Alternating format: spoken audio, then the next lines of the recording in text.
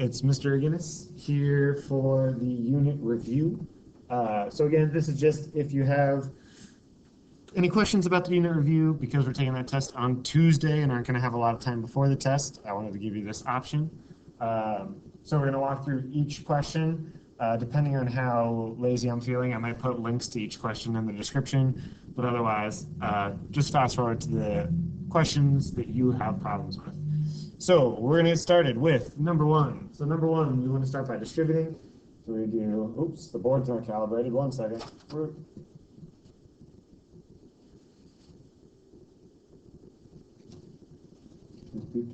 Sorry about this. We'll be done in a second. There we go. All right, so we distribute. So we got 3 times 2, so that'd be 6x, and 3x minus 9. Get the x's to the same side. So minus 5x, negative 3 equals x minus 9, and add 1. So number 1, our answer would be, that's right, x equals 6. Sweet. Then if we look at number 2, here, fractions. I'm assuming more of you might have come to this question. So we're going to distribute. Now when we distribute, 2/3 times x just becomes 2/3 x, minus 2/3 times 4. Remember that 4 is a 4 over 1. So 2 times 4 is 8. 3 times 1 is 3, equals x plus 1/8. Then we have to get rid of those fractions. So we're going to multiply. We want to find the least common denominator here. So we have 3 and 8. It's going to be 24. All right, now remember that 24, if we're multiplying it by fractions, is the same thing as 24 over 1. So that'll be 48 over 3 x minus, let's see, 8 times 24. I should have had my calculator ready. Let's check. 8 times 24. That's going to give us 192 over 3 equals 24x plus, and that's 24 over 1. So 24 over 8. Then we'll simplify those. So 48 over 3 becomes 16x, minus 192 over 3 becomes 64, equals 24x plus, that'll simplify to 3. Then we got to get those x's together, so we can subtract 16x of negative 64 equals, what is that, 8x plus 3. Subtract 3 from both sides. Negative 67 equals 8x. And divide by 8, so x would equal negative 67 over 8. Cool, negative 67 over 8. So excited. All right, then here, this is very similar to number 1, where we're going to distribute.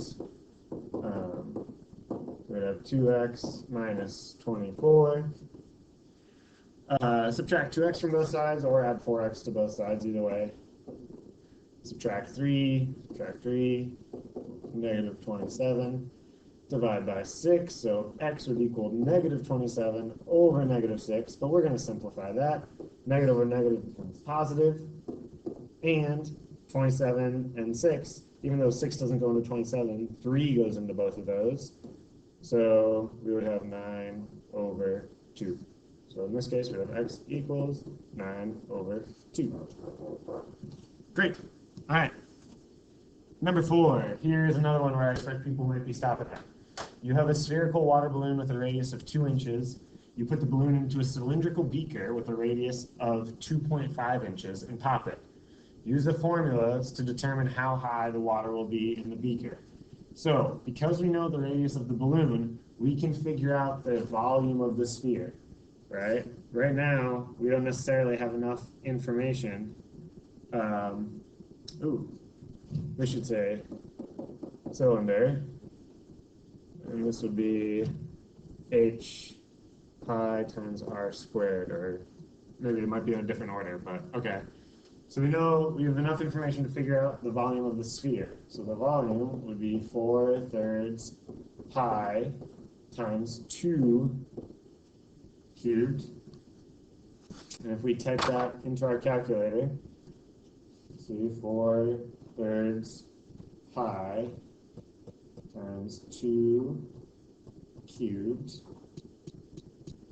We get this, 33.510. All right, so that is our volume, 33.510. And now for the cylinder, right, we don't know the height, so that's going to stay h. We know pi, and we know the radius, 2.5 squared. So all we have to do is divide both sides by that pi 2.5 squared. Divide by pi 2.5 squared. And make sure when you do this on your calculator, you put that denominator in parentheses. So you do that 33.510 divided by parentheses pi, and then that 2.5 squared, close parentheses. So it would go up 1.706 repeating, or we're writing this out 1.707 because we're rounding to thousands inches. Cool. So we got that one. Very, very exciting. All right. Let's move on. Number 5. You're hanging 5 banners on a 15-foot long wall. Each banner is 2 feet wide. You want the space between the banners to be the same. For the spaces to the left and right of the group to be 1 foot more than the space in between adjacent banners. How much space should be between the banners? Okay, so again, let's draw our wall. We got our wall. This is 15 feet, right? So the whole wall is 15 feet. And then we're hanging 5 banners. So we got 1, 2, 3, 4, 5. Great. Each banner, let's see, each banner is 2 feet wide. So this is 2, 2, 2, 2, 2. We want the spaces in between to be the same. We don't know what that is yet, so those are all x's. And then this is the key. It says it wants the space on the ends to be 1 foot more, right? 1 foot more. If it just said 1 foot, we would just have 1s at these ends. But because it's 1 foot more than the space in between, we need the space in between plus 1. So x plus 1, x plus 1. Right? That more means we have that x on those ends. Then we have our 15 as our total, and we add up all the stuff on the insides. So if we're looking at our x's, we got 1. Oops, I tried to highlight. Let's see if that'll work. 1, 2, 3, 4, 5, 6 x's. We have 6x plus, then we add up all those numbers. So 6 x's, and then we add up all the numbers. We got 1, that'd be 3, 5, 7, 9, 11, 12. Plus 12. And then we'll solve this for x. So subtract 12 from both sides. 6x divided by 6. So our x, our spaces in between, would be 1/2. And in this case, we're measuring feet. So half a foot in between each banner. All right. And that's like number 6. You're standing outside on a sunny afternoon. Very important. Get that vitamin D. It's great. The following table shows the length of your shadow at a certain time. Use the table to predict how long your shadow will be at 8 o'clock. So we want to write an equation that's going to predict how long our shadow is. Right? We don't know how long our shadow is at any given time, so let's use L for length to represent that. Now we have to find our rate of change. So it looks like each hour it's going up by 1.5. Right? 1.5 plus 1.5. Oops, 1.5 plus 1.5. So our rate of change here is 1.5. And what's it going up every? It's going up every hour. So we'll put an H there, 1.5 H. Plus, so here it's kind of confusing, but because of time, the way it works, we don't have a 0 o'clock. 12 is basically our 0 o'clock. So in this case, our rate of change is, or sorry, not our rate of change, our y-intercept is 0 plus 0. So if you want to know how long our shadow will be at 8 o'clock, we just got to plug in 8 for h.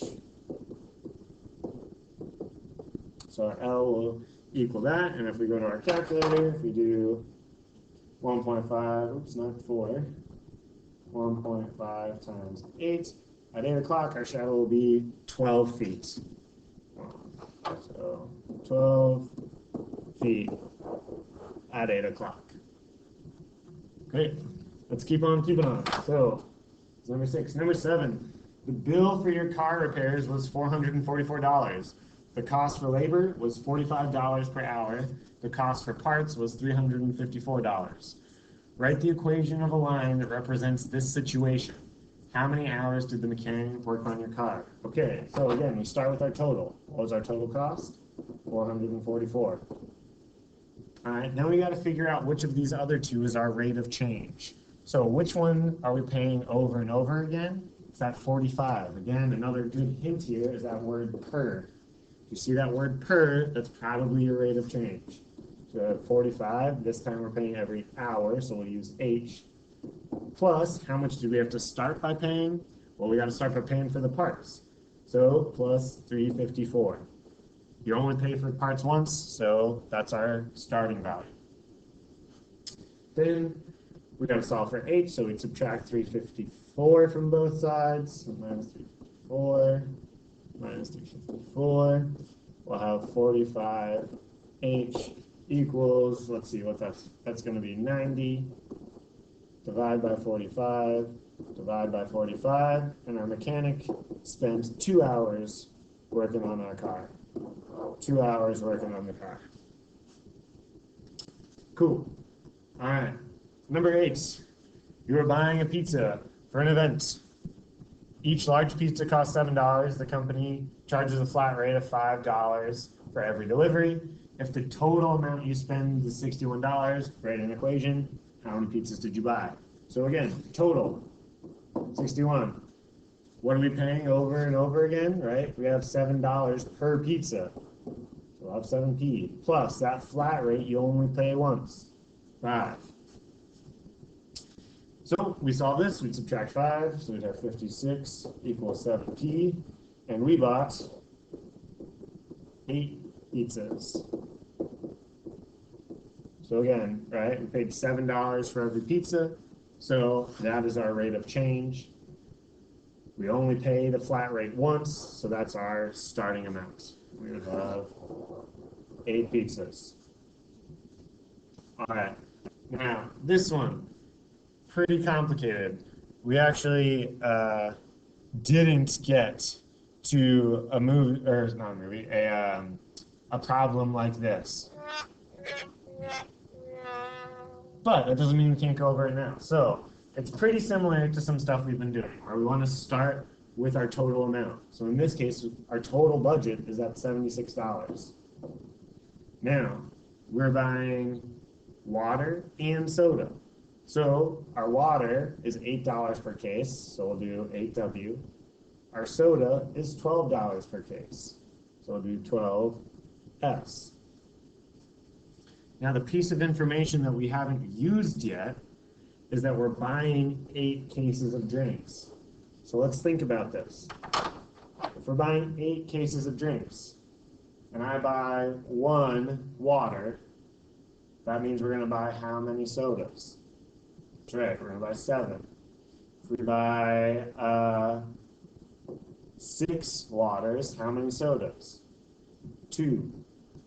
All right, now what if we buy W waters? Ooh, right? How much soda would we buy? Well, if we buy W waters and we got to figure out how much soda we bought, just subtract W from both sides. So we buy W waters, that means we buy 8 minus W sodas. So instead of S here, right, let's put in that, undo. So instead of S there, let's put in that 8 minus W. So we have 76 equals 8W plus 12. Instead of S, right, we're going to put in that 8 minus W. And from there, this is a pretty straightforward equation to solve. All you gotta do is distribute the 12. So we would have 76 equals 8W plus 12. Oh, no, sorry. 12 times 8, which would be 96, minus 12W. Combine our like terms. So 76 equals negative 4W plus 96. Subtract 96, so negative 20 equals negative 4W.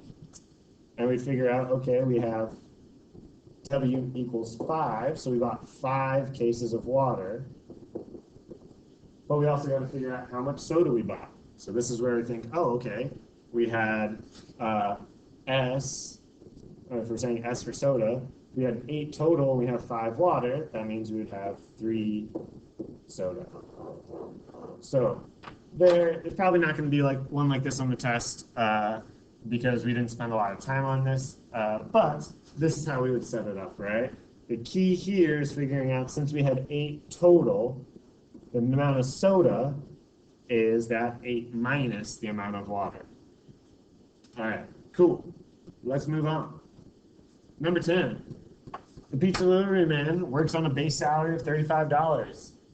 If he makes 13% of the pizza cost in tips, write an equation to model how much pizza cost would have to be in order to make him $80. So again, he wants a total of $80. Now here, our rate of change is sort of that commission or that tip percentage. We can't just write 13 though. If we put 13, that'd be a 1,300% tip, which is pretty impressive, but not very common. So he makes 13% or 0.13 for the cost of pizzas. So since it's the cost of pizzas, let's put C, plus his base salary of $35. That's where he starts. Then we have to get the C alone, so we'd subtract 35, which would give us 45 equals 0.13C. Divide by 0.13, we have 45 divided by 0.13. He would have to sell $346.15 worth of pizza. So $346.15 worth of pizza. Cool. And I think that is the end of that first standard. So up until now, that has been standard 2.1.